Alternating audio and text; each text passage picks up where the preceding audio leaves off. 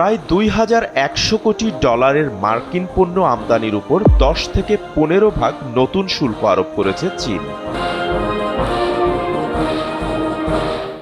সম্প্রতি মার্কিন president Donald ট্রাম্পের চীনা পণ্যে বাড়তি শুল্ক আরোপের প্রতিবাদে চীন এ ঘোষণা দিয়েছে।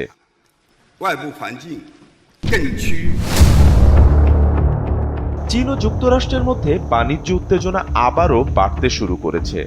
দেশ জুড়ে তোলপাড়, ওয়ালটন ফ্রিজ কিনে আপনিও হয়ে যেতে পারেন মিলেনিয়ার। তবে চীন জানিয়ে দিয়েছে তারা আলোচনার পথও খোলা রেখেছে।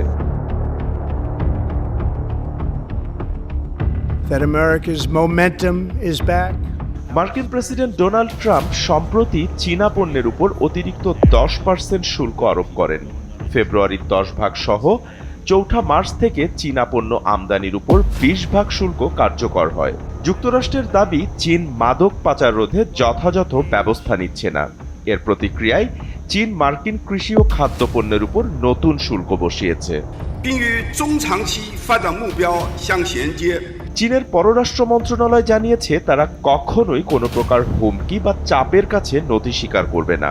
চীন এই শুল্ক আরোপকে যুক্তরাষ্ট্রের ব্ল্যাকমেইল নীতি বলে মনে করছে।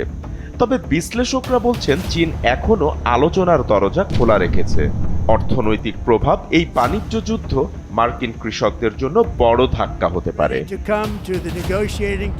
বাপ্পি খান, এসএ টিভি ডিজিটাল।